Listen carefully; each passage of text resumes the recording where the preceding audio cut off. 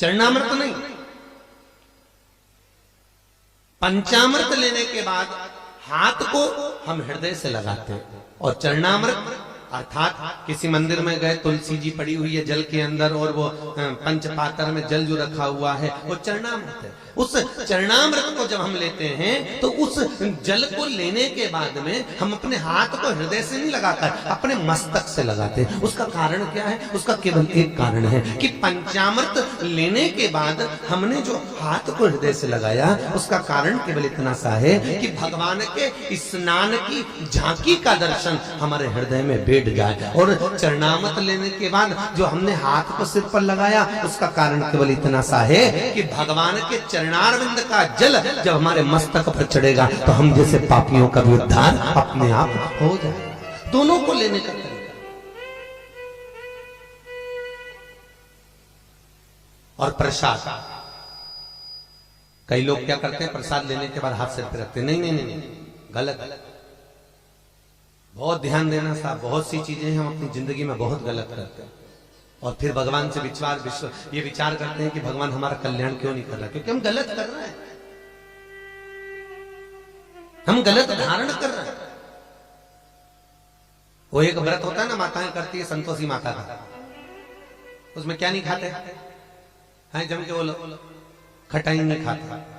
अच्छा ईमानदारी से बोलो, तुम 16 सोमवार शुक्रवार करे तुमने संतोषी माता के, तुमने 10 शुक्रवार करे संतोषी माता के, और संतोषी माता ने तुम्हारी नहीं सुनी तो तुम जगत में कहोगी बताओ माता जी के हमने तो व्रत करे और माता जी ने हमारी नहीं सुनी। पर तुमने व्रत करे तो करे कैसे? तुमने धारण तो करा कि शुक्रवार को खट्टा नहीं खाना है, पर संतोषी माता के व्रत को तुमने अच्छे से धारण नहीं करा। तुमने उसमें पढ़ा कि खट्टा मत खाओ, पर संतोषी माता के व्रत को अगर अच्छे से धारण करोगी, गणेश जी की बेटी है संतोषी,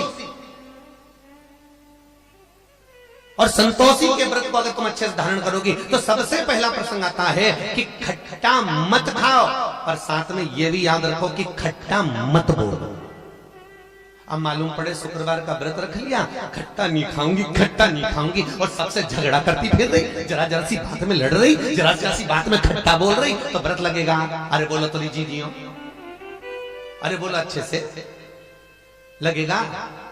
व्रत का फल मिलेगा? नहीं। और जगत में कह रहे मैंने तो व्रत भी करे पर फायदा नहीं हो रहा, मैंने तो व्रत भी करे कोई लाभ नहीं हो रहा, तो भगवान भी बोले लाभ कहां से होगा? खट्टा खाया नहीं पर खट्टा बोला तो, और खट्टा अगर बोल दिया तो लाभ कहेगा,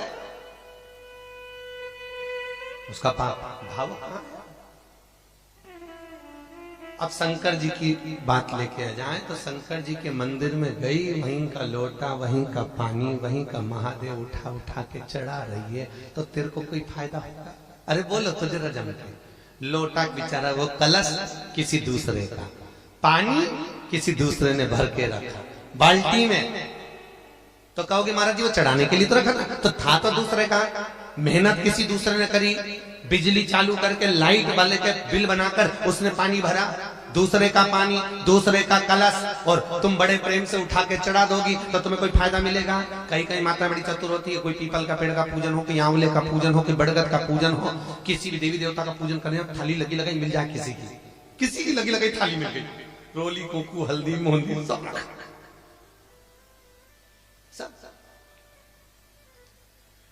और सब उठा उठा के सब चढ़ाया, और बेचारी जिसकी थाली थी थोड़ी देर बाद वो आई तो आके देखा तो सब गायब हो गया, सब गायब। और पूज भी देखिए यहाँ सामान रखा था बताएंगे, तो क्या वो इकाई थी लीला में, सब चढ़ा के चली, सब चढ़ा।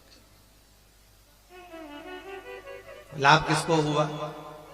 बोलो जम के, जिसने चढ़ाया उसको कि जिसकी थी उसको? अच्छा जम के बोलो जरा, यहां तक आवाज आना चाहिए। जिसकी थी उसको लाभ, शिव ऐसे ही नहीं मिल जाता। अब इन दीदी ने भी तो प्रयास करा होगा कि एक लोटा पानी चढ़ाकर तो देखूं शिव सुनेगा मेरी, और ये विश्वास रखकर उन्होंने जल चढ़ाया और पानी पिया, तो कैंसर जैसे बीमारी से भी मुक्त हुई है, कैंसर जैसी बीमारी को भी पीछे पछाड़ दी। ये भीतर की विश्वास, भीतर की दृढ़ता, भीतर का भरोसा, ये कहां से लाओ?